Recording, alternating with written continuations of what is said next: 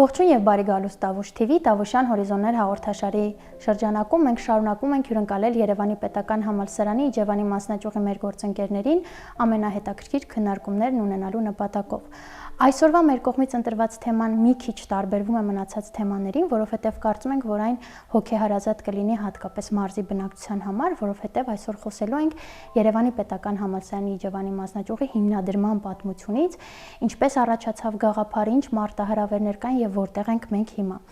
Որպես զրույց քննարկման հյուրընկալել ենք ֆիզմատ գիտությունների թեկնածու, Երևանի Պետական Համալսարանի ռեկտորի եւ Երևանի Պետական Համալսարանի Իջևանի մասնաճյուղի տնօրենի խորհրդական Անուշավան Մակարանին։ Պարոն Մակարյան, ես այսպես ներկայացրի, բայց պատահական չէ, որ մենք շատ ուզում ենք այս թեման քննարկել հենց ձեզ հետ, որովհետեւ ձեր ներկայիս պաշտոնի ետևում շատ երկար անցած ճանապարհ է, ընդհանուր միջև հասնում է մասնաճյուղի հիմնադրման ակունքներ եւ ըստ էության դուք այն մարդն եք, ով այս պատմությանը կարող է բացառապես փուլ առ փուլ անդրադառնալ եւ ունի ինստիտուցիոնալ հիշողություն այս թեմայի շրջանակում։ Ես կարդում էի Ռուբեն Սիմոնյանի անկախության առաջնեկը գրքույկը, որը նվիրված էր հենց մասնաճյուղի հիմնադրման 10 տարիներին ու հենց վերնագրից սկսած արդեն հետաքրքիր էմոցիաների համախումբ, այսպես ասած, ինձ մոտ առաջացավ թե տագնապ, թե հպարտություն, թե անորոշություն, որովհետև շատ հետաքրքիր է։ Ըստ էության մենք 1991 թվականի սեպտեմբերի 21-ին նոր անկախ պետություն էինք, որի զուգահեռ իրականությունում գործազրկություն էր, մութ ու ցուրտ տարիներ էին, պատերազմ էին, այո, ամենակարևորը մարդիկ ունեին տարական պահանջմունքների բավարարման խնդիր եւ առաջացավ գաղափար Տավուշի մարզում ունենալ կրթական հաստատություն։ Ես ուզում եմ, որ մենք սկսենք հենց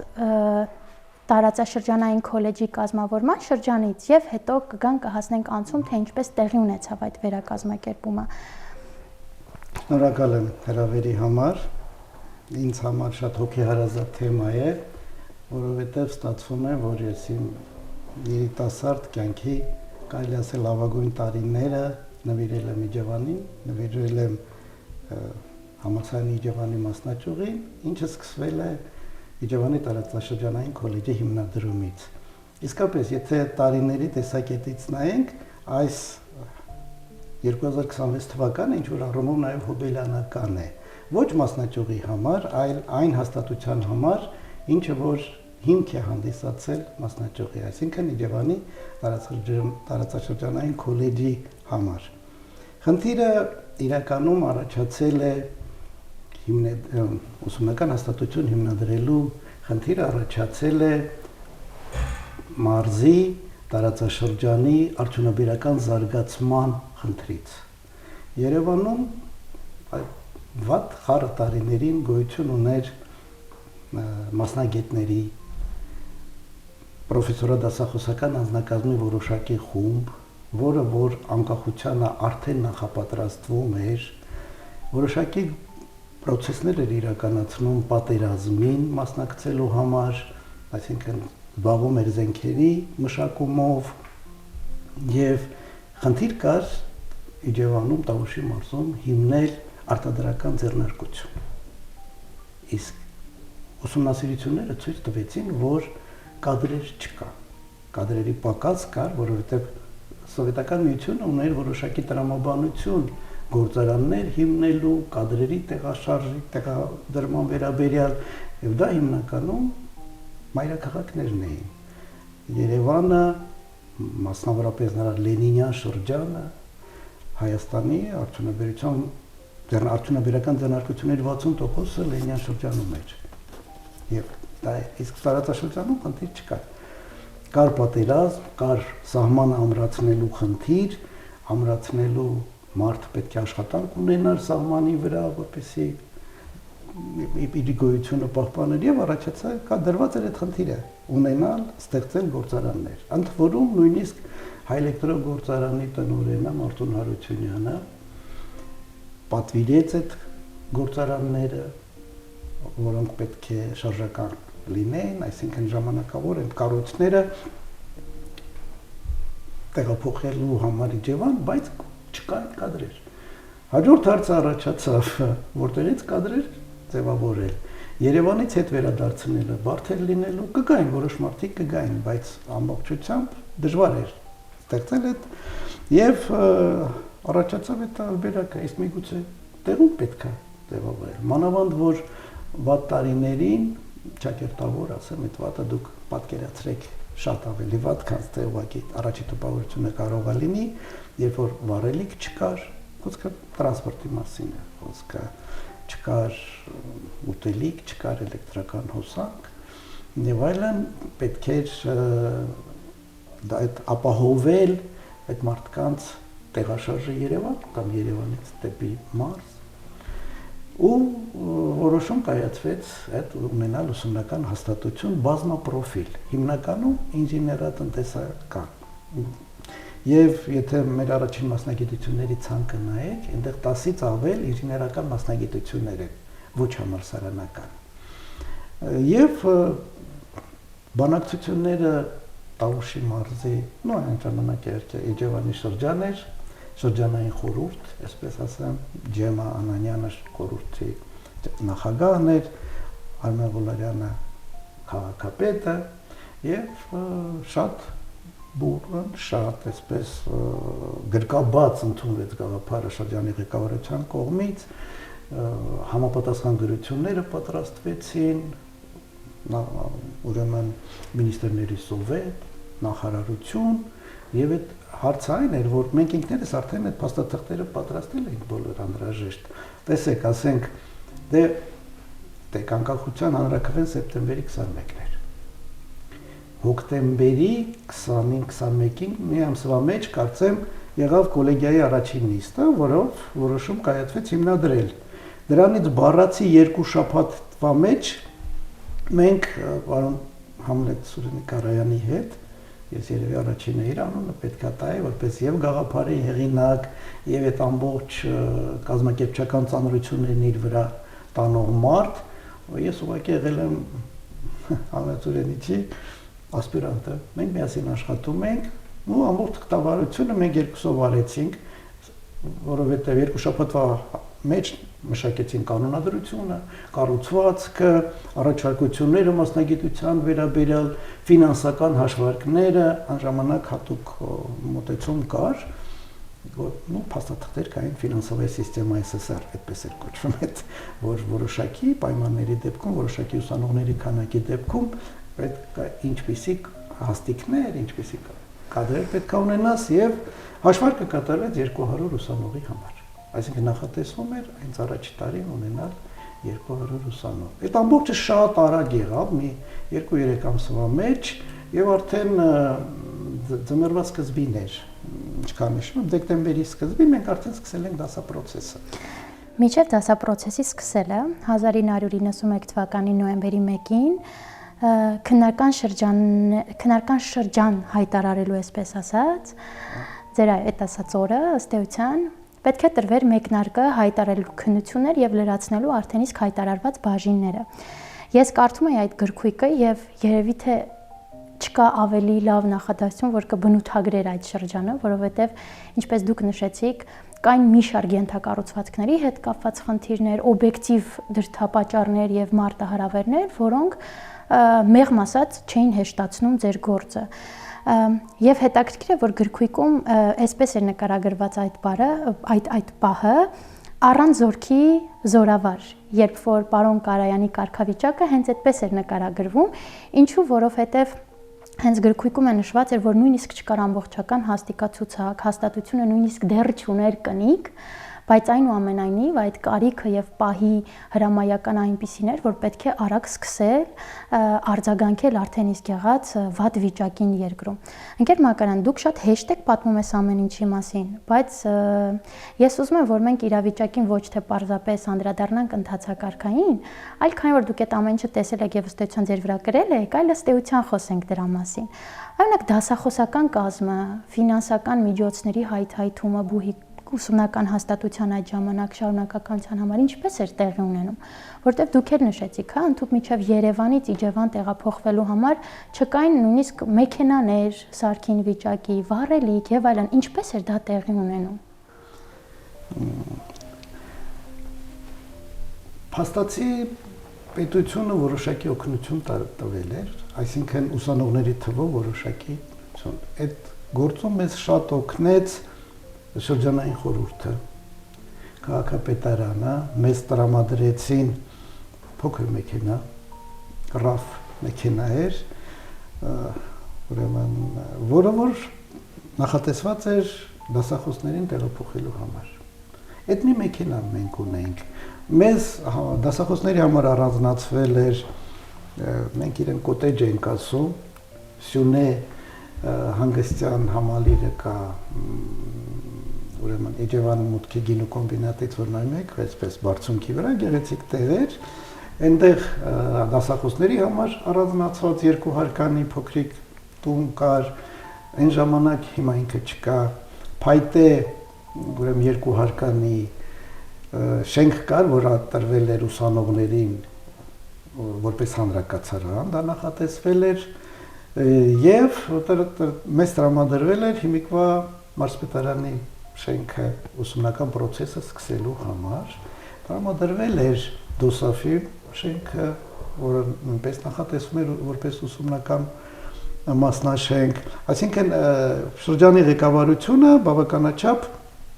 մեզ ընդառաջ էր եկել եւ այդ պայմանները ստեղծել է։ Գումարները շատ քիչ էին, աշխատավարձ չկար, այնքան վիճակը վատ էր։ Հիմա իհարկե մենք ժպտալով ենք հիշում, նույնիսկ մեր գործընկերները, երիտասարդները դա կատակի են վերածում, որ մենք նույնիսկ դասախոսներին ճաշ ենք տալիս համալսարանում, այսինքն ընդմիջման ժամանակ մենք ունենք բուֆետ, որտեղ դասախոսները պետք է անվճար սնվեին եւ եթե մնում էին, ապա երեկոյան ընթրիք էինք տալիս կոտեջում, այսինքն ճաշարանը պատրաստում ենք, տեղափոխում ենք կոտեջ եւ այդպես գոյատևում էին։ Աշխատավարձի մասին խոսք չկար, որովհետեւ ինքը չասեմ, բայց համարյա չկար էլի այդ տարբերակը։ Ամեն ինչը շատ չմտածեք թե ծեծկտված բառերով ասում, բայց հայրենասիրության վրա էր հիմնված։ Հայրենասիրության, սեփական պետության նկատմամբ պարտքի գիտակցման, հակառակ դեպքում 60-70 տարեկան ակադեմիկոսը ճանապարհին ավտոբուս չէր հրի, որովհետև ավտոբուսը փչացել է, չի կարողանում խոդջին գնում, որ կարողանան կամ մեծականակ պրոֆեսորա դասախոսական կազմը, նախկին նախարարներ, ամբիոնի վարիչներ, դեկաններ, ովքեր որ մասնակցել են այդ հիմնադրման process-ին, նրանք որևէ ակնկալիք չեն ունեցել առավել ևս աշխատավարձի մասով, որտեղ եթե ունենային էլ չկար գումար, որպեսզի ունենային, էլի, այլ բոլորը այդպես, բոլորը սիրով, բոլորը պարտքի գիտակցումով եւ այդ ծանրություններին, դժվարություններին պատրաստ, որովհետեւ կոնկրետ ես իմ մոտ, ես ամենաերիտասարդն եմ երևի այդ ամբողջ կազմի մեջ, չասեմ ղեկավար, ընդհանուր դասախոսական եւ այլ կազմի մեջ երիտասարդն է եւ ես իրենցից եմ սովորել, որ հարցը կայանում է նրանում, որ հայրենասիրություն ասածը այն է, երբ դու քո ուժերի չափով եւ մի բան էլ ավելին անում ես քո հայրենիքի համար, քո գործն ես անում, ուրեմն որոշակի լրացուցիչ ներդրումներով, լրացուցիչ բեռով այդ բեռը, ուրեմն ինչ որ բան անելու բեռը դու անընդհատ զգում ես, որ կարող ես անել ու դա անում ես։ Ու իրենք այդպես էին անում, այդպես մեծականակ մարդիկ, եթե ասում նայել եք այդ գրքերը, այնտեղ ֆակուլտետի դեկաններ, ամբիոնների վարիչներ, մեծականակ պրոֆեսորներ, այն ժամանակ մեր մասնաճյուղում, անմերողություն դեռ մասնաճյուղ չէր, տարածաշրջանային քոլեջում, ես հիմա երկու բառ կասեմ, թե ինչու քոլեջ տարածաշրջանային քոլեջի հիմնադրման ու կայացմանը մասնակցել են այդ մարդիկ եւ մենք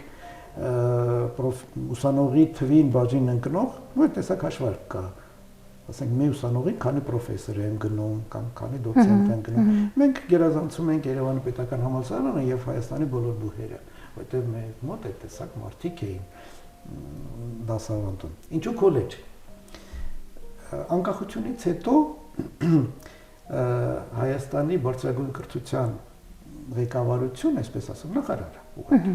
Վիլիկ Մարգարեի Հարությունյան ազգանուն ասեմ, ինքը մասնագիտության ֆիզիկոս էր, բուհերի վարչության պետն էր ֆիզիկոս, քիմիկոս, Մարոն Թորոշյանը, Նալբանդյանը, Հովիկը, իրենք առաջ էին տանում ամերիկյան բարձրագույն կրթական համակարգ։ Այնտեղ ինչ-որ չափով հաստատ տեղեկացված եք, դա քոլեջները դրանք համալսարանի բաղկացուցիչ մասն է, այսինքն համալսարանը դա քոլեջների խումբ է։ Այդ տեսակետից նախատեսվում էր, որ Իջևանը այդ տեսակ համալսարանական քոլեջ պետք է լինի մեր կառույցը եւ ավելին ասեմ, եթե կարդալ լինեիք մեր կանոնադրությունը, այնտեղ թույլատրվում էր մեզ ամենահետաքրքիր առաջի կետը այսպես էր կոչվում, այսպես էր հնչում, որ Իջևանի տարածաշրջանային քոլեջը հանդիսանում է Հայաստանի հյուսիս-արևելյան շրջանի մայր բուհը։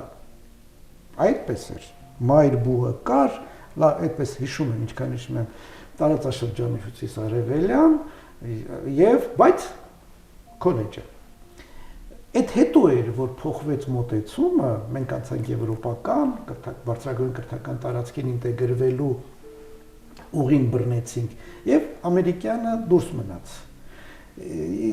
Հետևաբար քոլեջ ասածը եւ քոլեջը հիմա մենք հասկանում ենք միջին մասնագիտական կրթական հաստատություններին։ Մենք դրա իրավունքն էլ ունենք։ Այսինքն մենք իրավունք ունենք մասնագիտական կրթության 4 մակարդակներում իրականացնել դասավանդում դրթական ծրագրեր, մեկը միջին մասնագիտական է,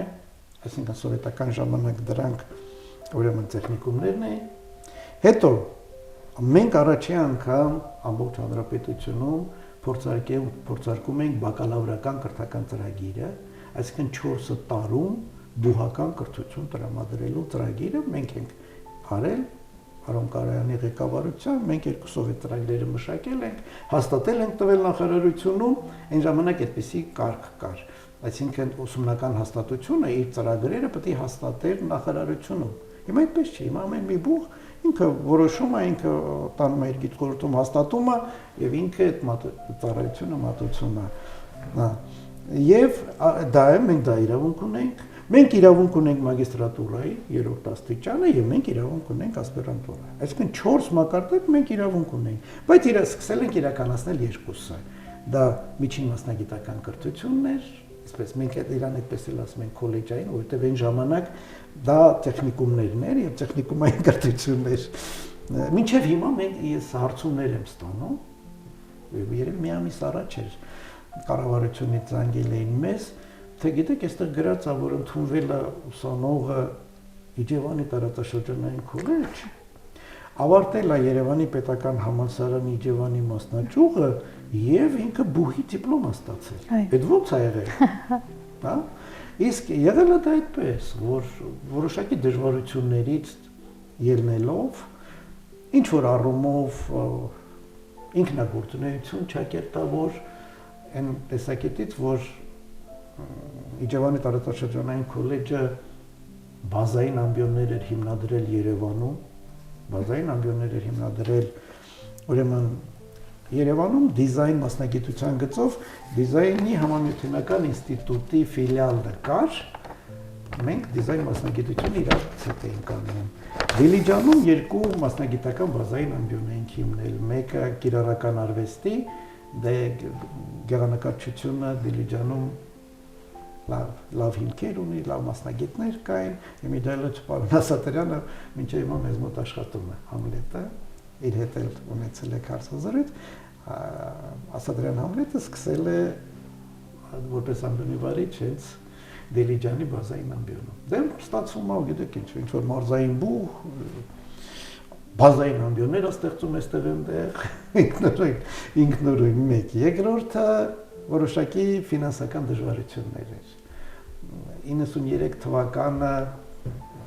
նոր Հայաստանի պատմության երևի ամենածանր տարին է, ովքեր որ ինչ-որ առումով ծանոթ են, երբ որ ոչ մի բան չկա։ Այո, գալով 93 թվական Հայաստանում մասսայաբար եթե արագացել էր, այսպես ասած, ձեռնարկատիրությունների փակման գործողությունները,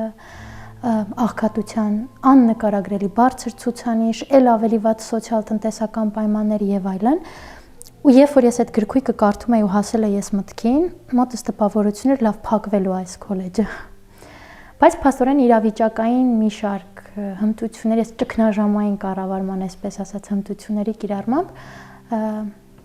Համասյանի ակունքներում կանգնած մարդիկ էլի ելք են գտնում։ Եվ փաստորեն 1994 թվականի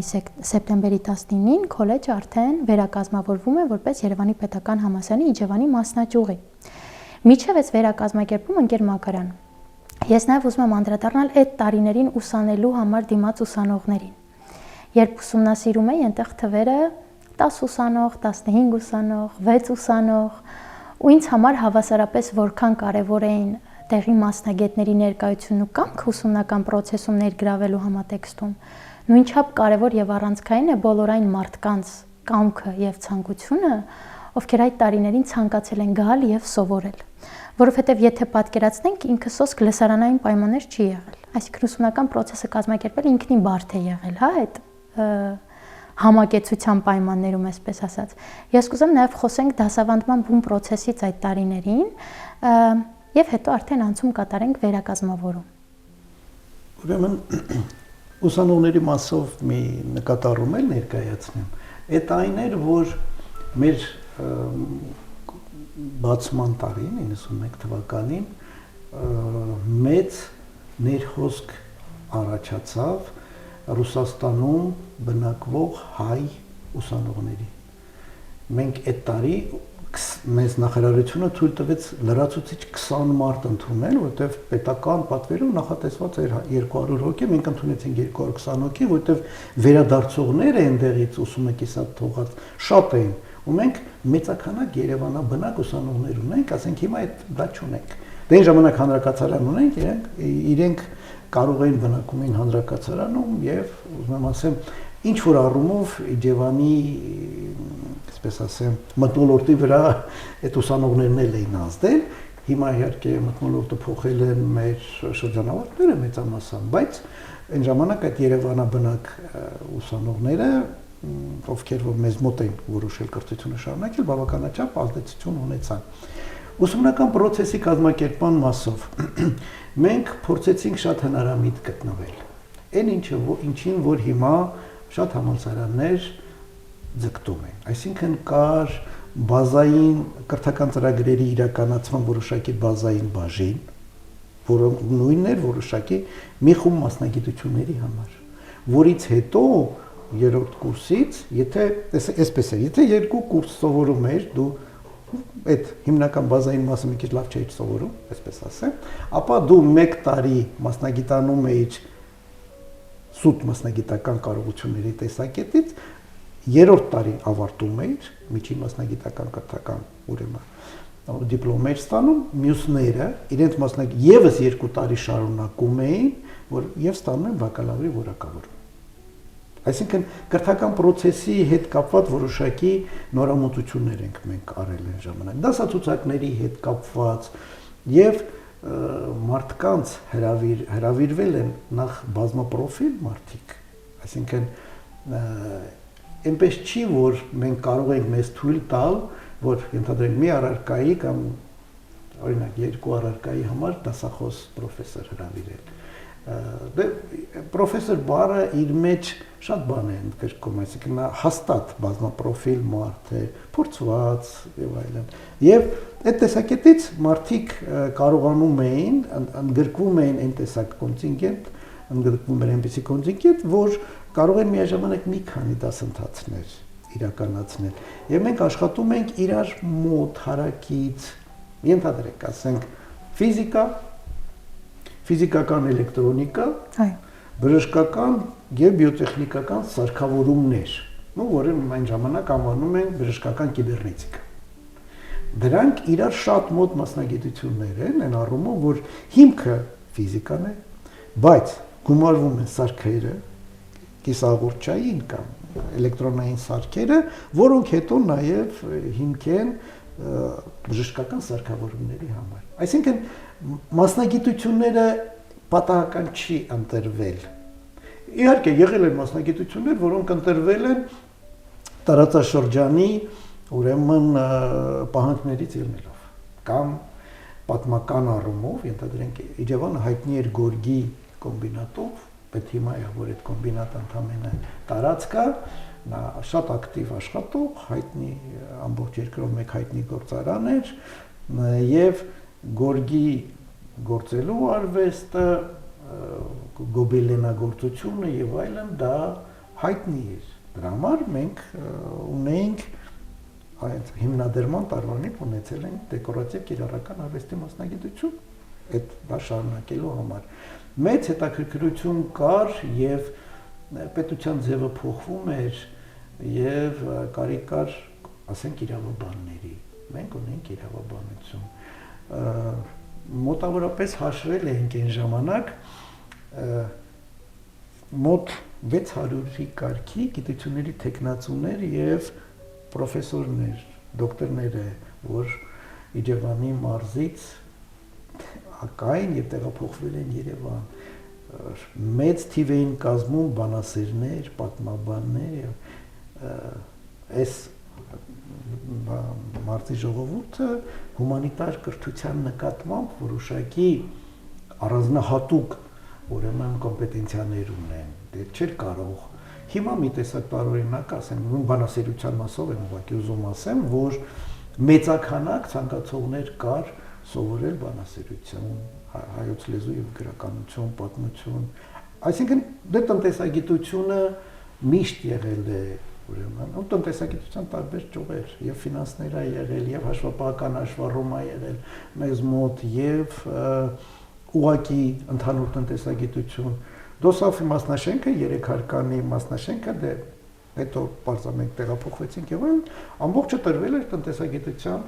ֆակուլտետին, իր ուսանողներին եւ մեծականակ ցանկացողներ կային։ Ուզում ասեմ, այդպես է փորձվել կրթությունը կառուցել, կազմակերպել որոշակի օպտիմիզացիայի ենթարկելով դասախոսների մուտքը, իրենց դասացուցակները, ասենք համարիչ հայտարար դասացուցակներ, դրանք գալիս է մի շաբաթ գալիս է մի խումբը, մի շաբաթ մյուս խումբը, ավելի մենք մտցրեցինք նաև այն ինչը որ իհարկե այլ բուհերում քիչ է օգտագործվում, հիմնականում բժշկական համալսարանն է դա օգտագործում, ասենք ցիկլային դասախոսություններ։ Ընդհանրենք դասախոսը կարող է, օրինակ այդպես մեզ մոտ եկավ նախկին նախարար կենսաքիմիայի դասավանդու պրոֆեսորը, որը որ դե չէր կարող ինքը գալ երկար անընդհատ ինքը կա մի շաբաթում դասավանդեց եւ քննություն ուսանողը հանդիպում էր գնում։ Այսինքն թե հնարավոր ազատություն կար ձևավորված եւ ընդունվում էր մեզ մոտ, մենք ասենք թե կանոնադրությամբ իրավունք ունենալ ազատ ունկնդիրներ, որը որ կներեք հիմա էլ չկա բուհերը առանձնապես, բայց մենք այն ժամանակ, այսինքն մենք փորձել ենք այն ժամանակ այդպես շատ հնարավորինս ուրեմն ապագային միտված մոտեցումներ ցուցաբերել, ինչ որ բաներ կողքից թվում էր, որ դա ուրեմն ազատամտություն է, բաց թողի վիճակ է, չգիտեմ ինչ է եւ այլն, բայց հարցը կայանում է նրանում հնարավորություն ստեղծել կրթվել ցանկացողին, կրթվել։ Ուրիշ ոչ մի բան, ուրիշ ոչ, հիմնական շահը դա էր։ Գերմական, որտեղից էր առաջանում ձեզ մոտ այդ գաղափարները։ Ասեմ այս հարցը ինչու առաջանում, որովհետեւ եթե հաշվի ենք առնում այն ժամանակահատվածը, երբ բուհը եւ այդ ուսումնական հաստատությունից համատեքստում քոլեջը սկսել է գործել, այնքան էլ հնարավորություն չի տվել փորձի փոխանակման, ճանապարհորդությունների, զարգացած չի եղել այդ հեռակառավարման, ինտերնետային որոշակի ուղղությունները, հա, որտեղից եւ ինչպես էին առաջանում ձեզ մոտ այդ գաղափարները։ Գաղափարների հիմնական աղբյուրը եղել է Համլետ Կարայանը։ Ինքը որպես ֆիզիկ շատ լավ ֆիզիկոս էր, որպես մարդ, արտակարգ մարդ եւ գաղափարների գեներատոր։ իմ ֆունկցիաներ հնարավորինս իրականացնել, կտրել այդ շատ գաղափարներ, որովհետև անընդհատ ինչ-որ նորամուծությունների առաջարկ էր լինում, ես ասում եմ, բերեք այս մեկը անենք, հետո մյուսը։ Այն հույսով, որ ինքը կմոռանա այն մյուսը, էլի, որովհետև եթե այդ բոլորի հետևից փորձեր գնալ, ուղղակի չէր լինելու։ Այդ տեսակետից ինքը իհարկե գործուղվել է եւ Միացյալ Նահանգներ եւ Իսրայել այդ ընթացքում նկատի ունեմ, էլի։ Որտեղ մենք ուրիշ խնդիրների վրա ենք այն ժամանակ կենտրոնացել, կոնկրետ ֆիզիկայի խնդիրների, դա արևային կայանների ուրեմն ստեղծումներ Հայաստանում, ավելին ասեմ, մենք մասնակցել ենք պարոն Կարայանի հետ առաջին հայկական արևային կայանի բացմանը, մասնակցել ենք, մենք տեսաբան ենք հաշվարկների, ուրեմն էլեմենտները արտադրել է տրանզիստոր գործարանը, պարոն Վարդանյանի ղեկավարությամբ, այն ժամանակ ինքն է տնօրենը, Պոլիտեխնիկն է մասնակցել, պարոն Թերզյանը, էլեկտրական մեքենաների եւ հոսանքի աղբյուրների կարծեմ այդպես էր կոչվում, մենք առաջին 40 կիլովատանոց այդ բանը սեփական սարքեցինք։ Իսրայել գործողվել էր այդ մասով, Ամերիկա եւ այդ մասով եւ բուհերի հետ կապված։ Բայց տեսեք ոնց է, երբ որ մենք դարանք համալսարանի մասնաճյուղ, այդ չեմ ուզում կոպիտ ասեմ, բայց փաստացի մենք ստիպված եղանք ամբողջությամբ մտնել համալսարանական շրջանակների մեջ մասնագիտությունների ցանկը հստակ համապատասխանեցնել համալսարանը, որտեղ դու արդեն նախ կրում ես Երևանի պետական համալսարան անունը, ինչը որ շատ պատվաբեր է, շատ ուրեմն գրավիչ է եղել եւ շարունակում է մինչեւ հիմա մնալ, մենք միակ մասնաճյուղն ենք եղել եւ շարունակում ենք մնալ, շատերն են ուզել, շատերն են այդ անվան տակ, այսպես ասած, ներկայացել որպես մասնաճյուղ համալսարանի, բայց դա նաեւ որոշակի սահմանափակումներ դրեց եւ օրենսդրության տեսակետից եւ աշխատանքի կանոնի ներքին կարգապահականի տեսակետից դա Ընկեր Մակարյան, ինչի մասին էր վերակազմավորումը, ինչու էր սա անհրաժեշտ եւ ըստ էության ինչ նոր հնարավորություններ եւ ճանապարհներ դա բացեց արդեն որպես Երևանի պետական համալսարանի Իջևանի մասնաճյուղ կառույց։ Ինչին էր վերաբերում, նախ եւ առաջ այդ ծանր ֆինանսատնտեսական իրավիճակում համալսարանը որոշակի հենարան էր, օգնություն էր, որտեղ պատրաստ էր համալսարանը աջակցել բոլոր հարցերում։ Առաջին հերթին իհարկե ֆինանսական, տնտեսական, երկրորդը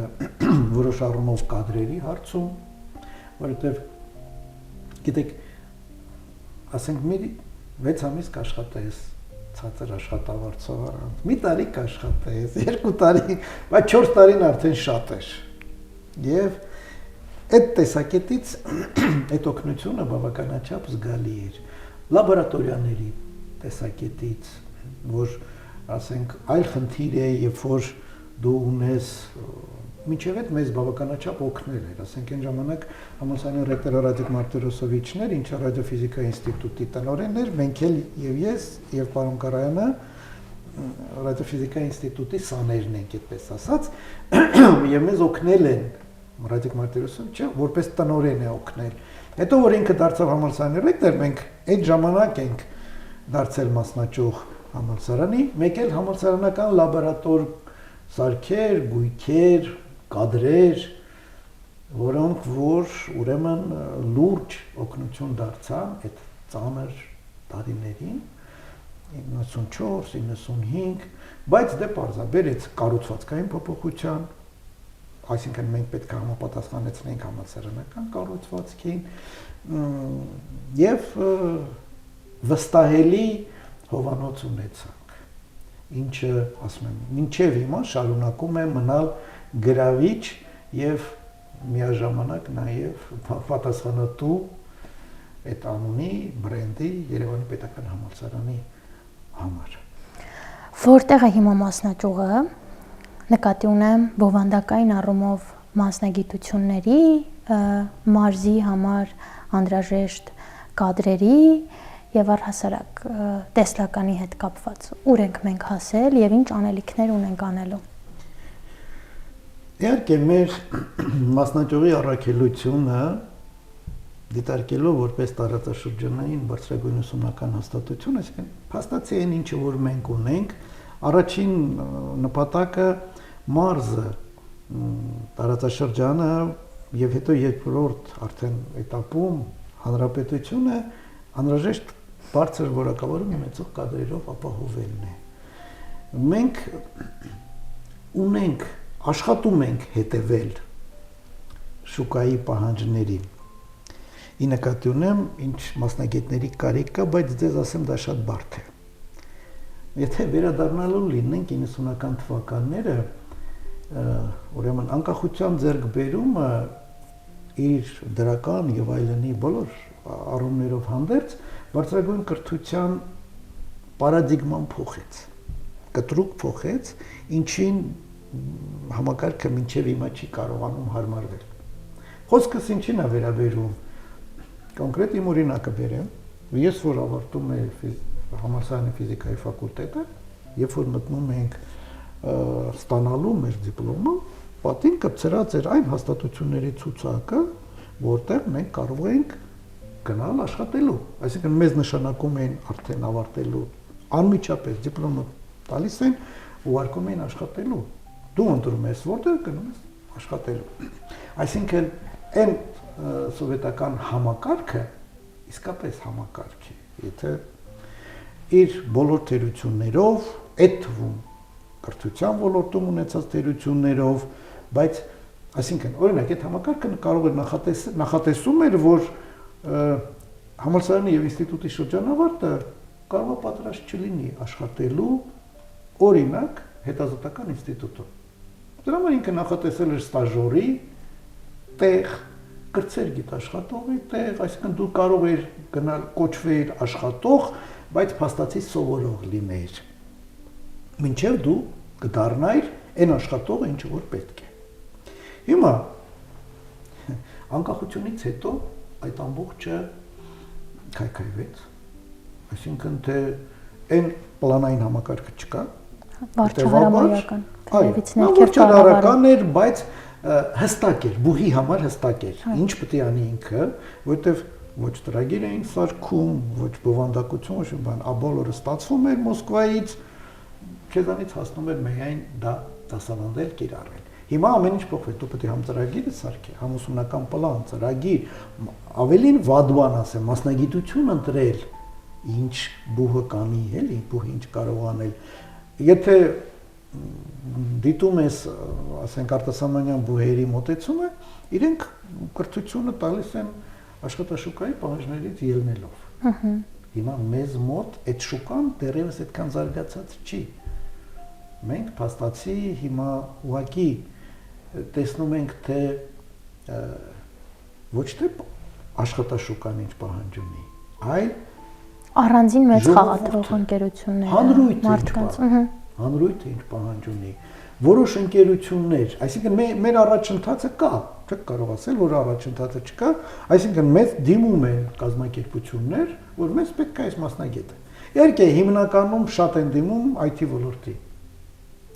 դպրոցական ոլորտի, ասենք մենք դրան հետևելով որոշ մասնագիտություններ դրել ենք, փոխել ենք եւ այլն, բայց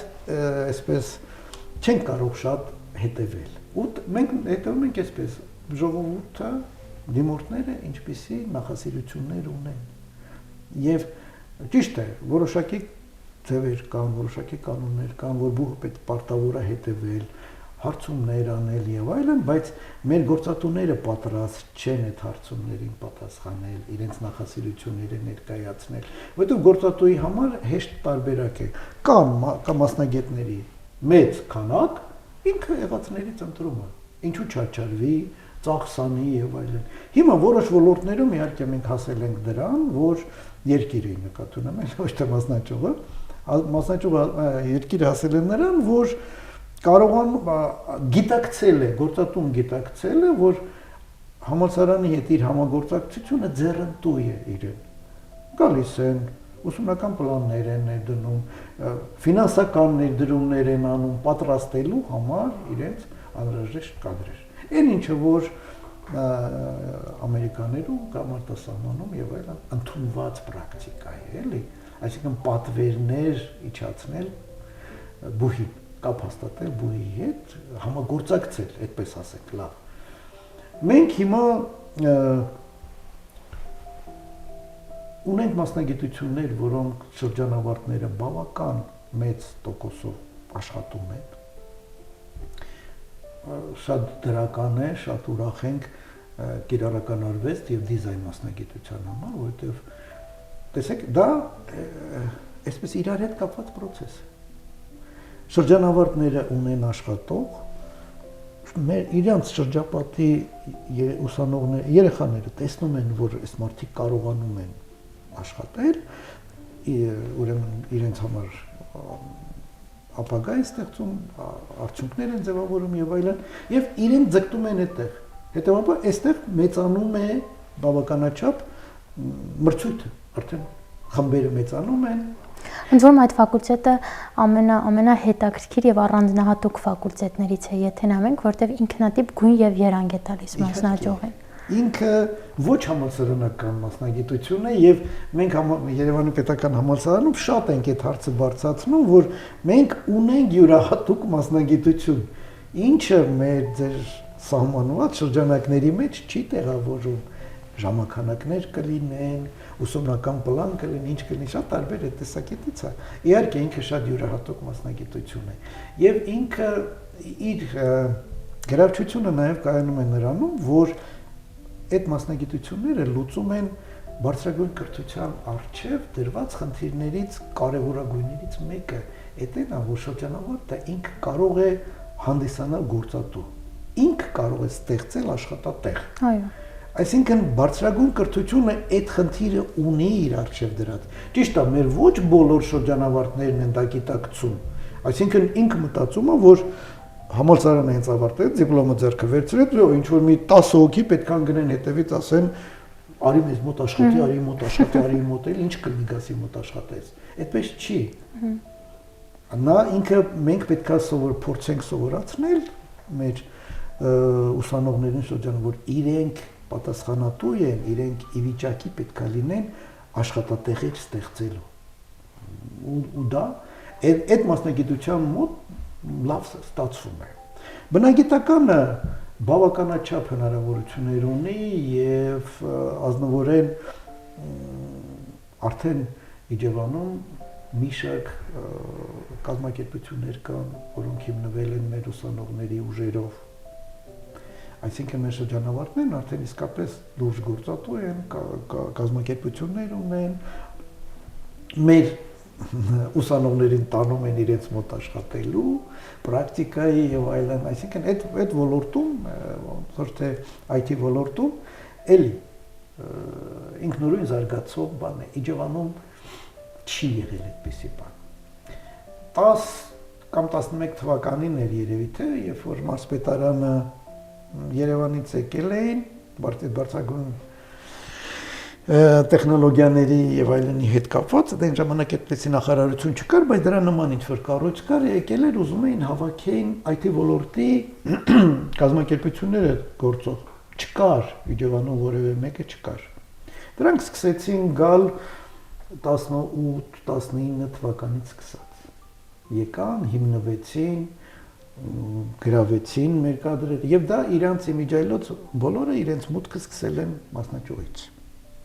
Այսինքն իրենք եկել են, ներկայացել են, ասել են, որ մենք գիտենք, որ մասնաճյուղում կա այս տեսակ մասնագիտություն, հետեւաբար մարզում կան համապատասխան շրջանավարտներ, ովքեր կարող են աշխատել։ Դա այդպես է։ Հումանիտար բաժնում, հումանիտարում դե ուսուցիչներ են թողարկում, մեր ռուսերենի բաժնի 3-րդ կուրսից արդեն սկսում են աշխատել ինչը մի կողմից ուրախալի է, մյուս կողմից վատ բան։ Այո։ Որտեվ երրորդ կուրսեցին դեռ պատրաստ չպետք է լինի օրենքով էլի, բայց դպրոցներում խնդիր կա։ Այդ մասնագիտությունը հենց այդպես էլ դրվել է, որ մարզպետարանի կրթության բաժինը հարց բարձրացրեց, որ ռուսերենի ուսուցիչներ չկա։ Ընդհանրապես ուսուցիչների խնդիր կա, մենք այդ դրա հիման վրա մագիստրատուրա հիմնեցինք, ուրեմն Տարական մանկավարժություն, չէ, տարական մանկավարժությունը բակալավրատոմ է։ Դպրոցական մանկավարժություն եւ մեթոդիկա, մագիստրատուրա, որ դու սովորացնում ես իրան արդեն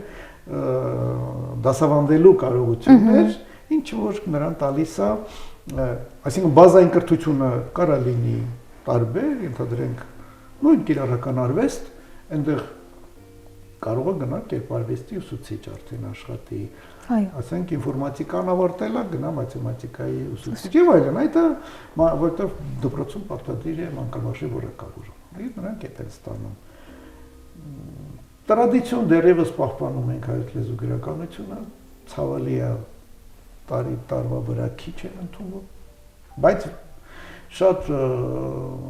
որակյալ ֆրանսերենի շրջանավարտներ են ունենում, շատ որակյալ, որոնք բոլոր իրենց աշխատանքի գտնում են։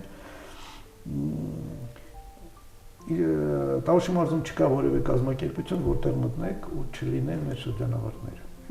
Մեծամասամբ իրանց մասնագիտությամբ, բայց նաև ոչ մասնագիտությամբ, որը ես ազնվորեն խնդիր չեմ տեսնում,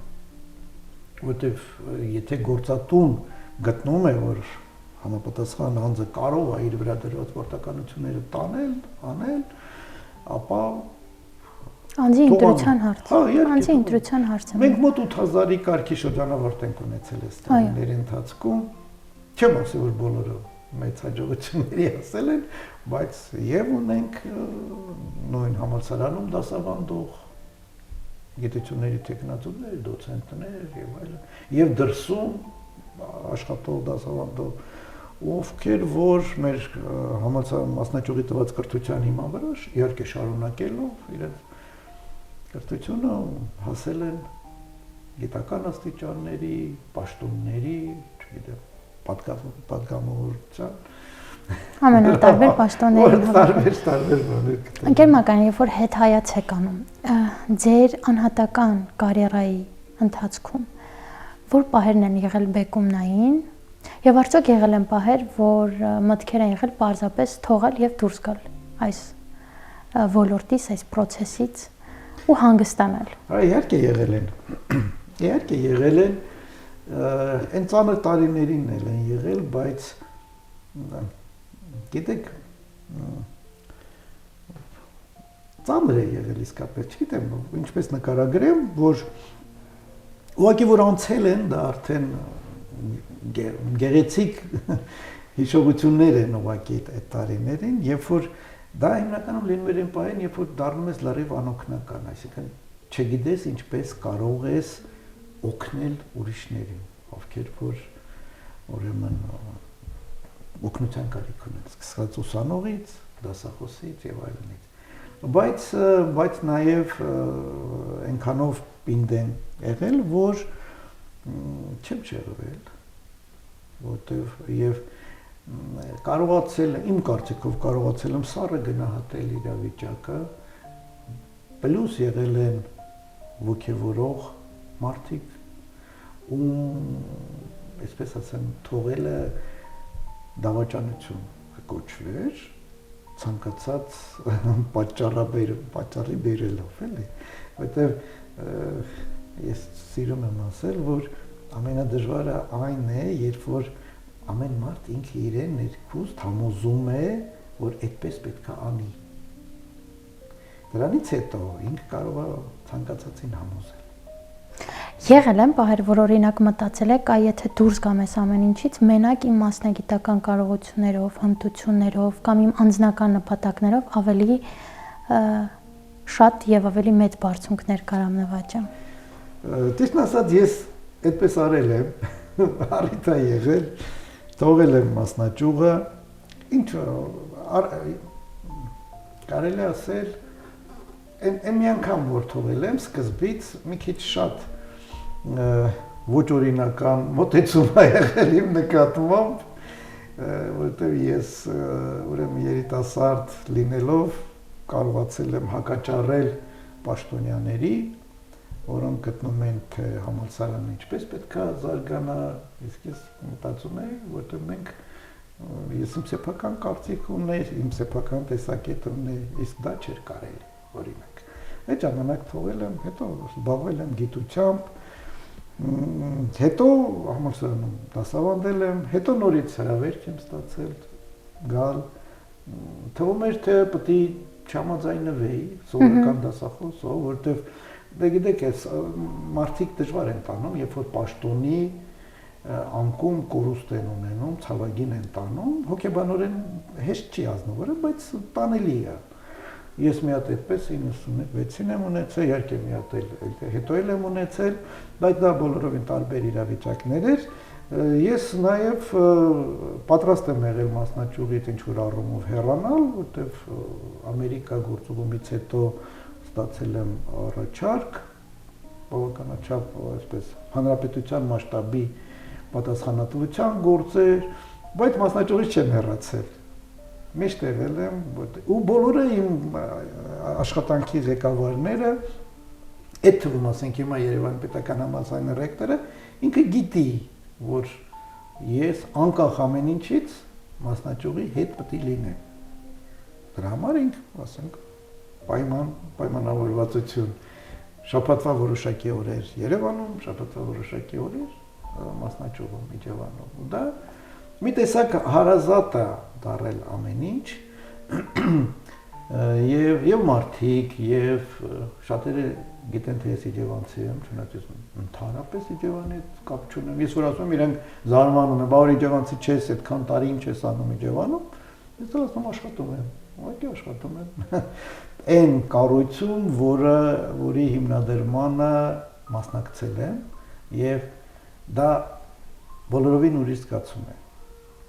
Եվ հիմնադրել ինչ-որ մի բան, զրոյից ստեղծել ինչ-որ մի բան, այդ մարդկանց զգացողությունը դրիվ տարբերում են մարդկանցից, ովքեր որ թեկուզ պատրաստի փոքր ինչ-որ մի բանի տեր են կանգնում կամ դառնում են ղեկավար կամ ուզում են զարգացնել եւ այլն։ Դա ուրիշ բան է, ուրիշ եւ իրավիճակ է եւ զգացողություններ են, դրանք տարբեր բաներ են։ Եվ մի բան այլ ասեմ, ով որ ինքը անձամբ ինչ-որ մի բան հիմնել է, նախ առաջինը միայն ինքն է հասկանում մյուս հիմնողի կարգավիճակը եւ ինքը երբեք որևէ բան չի քանդի։ Որտեղ ինքը գիտի դա ինչքան դժվար է ստեղծել։ Լրիվությամբ նոր բան։ Ու այն էլ այդ պայմաններում ըստ էության, ոչ սովորական, ոչ հանգիստ, ոչ Ինձ թվում է, որ հանգիստ պայմաններում էլ է դժվար ստեղծել։ Ընկեր Մակարյան, սովորաբար մեր հաղորդումների վերջում ես խնդրում եմ մեր հյուրին որոշակի ասելիքով հանդես գա, բովանդակություն, որը ձեզ հաճելի եւ կարեւոր կլինի լսել եւ հետեւել մեր ունկնդիրներին։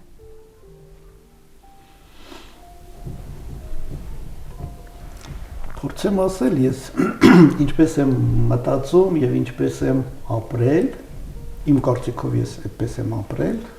դա այն է, որ դու կարող ես ապացուցել, որ սիրում ես քո ընտանիքը, սիրում ես քո տունը, սիրում ես քո քաղաքը, քո հայրենիքը, եթե դու աշխատում ես ու քո ոլորտում անում ես քեզանից հասանելիք ամեն ինչը, արդյունքը նորմալ արդյունք, լավ արդյունք ստանալու համար։ Շնորհակալություն։ Ես միշտ ասում եմ, որ շատ կարևոր է մեր կյանքում ունենալ մարդիկ, ովքեր գաղափարի առաջամարտիկներ են։ Իհարկե մասնաճյուղի հիմնավորման առաջին իսկ օրվանից որպես քոլեջ եւ վերջին օրը լի է եղել նաեւ մարտահրավերներով։ Բնականաբար մեր ճանապարհին կհայտնվեն շատ անբարեխիղճ մարդիկ, բայց շատ կարևոր է մշտապես սրտում, մտքում եւ շրջապատում ունենալ այնպիսի մարդիկ, ովքեր իրապես հավատում են գաղափարին եւ հավատալուն զուգահեռ անում են ամեն ինչ այդ գաղափարը ամուր հիմքերի վրա դնելու եւ մեր օրեր հասցնելու համար, ինչպիսին է հենց Երևանի Պետական Համալսարանի Իջևանի մասնաճյուղը։ Շնորհակալություն շատ, ընկեր Մակարյան։ Գաղափարի մասին էլ ասեմ։ Ուրեմն ես վերջերս հետաքրքիր մի հատ փոքրիկ բան դիտեցի։ Ղեկավարին հարցնում են, ունենք երկու աշխատող։ Մեկը ո՞տ է աշխատում։ Իր պարտականությունները, այսպես առաջադրանքները ժամկետում չի կատարում եւ այլն։ Եվ ունենք աշխատող, ով որ խանգարում է մյուսներին աշխատել։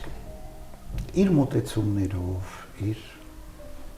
չհավատալով խնդիրներին, գաղափարներին, ումից առաջինը պետք է ազատվել։ Եվ ղեկավարն ասում է, այն մարդուց, ով որ գաղափարի դեմ աշխատում, ով որ կոլեկտիվի դեմ աշխատում, ով որ այն որ մեկը ինչ որ վատ աշխատում, իրան կարելի է համոզել, ինչ որ առումով ստիպել, օրինակների միջոցով դարձնել աշխատող, լավ աշխատող, բայց այն ով որ գաղափարը չի ընդունում, չի ընկալում, նրա հետ ոչ մի բան նրան չի փրկի։ Որովհետև իրականում համակարգերի առողջացման հիմքում կանգնած են մարդիկ։ Զուգահեռշենք շինություններին, պատմություններին, ընթացակարգերին եւ քաղաքականություններին, համակարգերի առողջացման, կառուցման հիմքում կանգնած են մարդիկ։ Եվ շատ կարևոր է, որ այդ ճանապարհի մարդիկ իրապես լինեն գաղափարի գրողներ։ Այն ինչ որ թղթի վրա է գրած, մեզ մոտ ամեն ինչ լավ է գրված։ Բոլոր տեղերում է լավ գրած։ Ի նկատի չունեմ մենակ համալսարանի մակարդակը, մինչև երկրի մակարդակ սահմանադրությունից մինչև բոլորը, բայց համաձայն եմ ձեր հետ այդ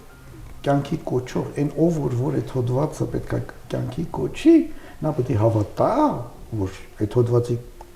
իրականացումը ինչ որ դրական բան կբերի իր ընտանիքին,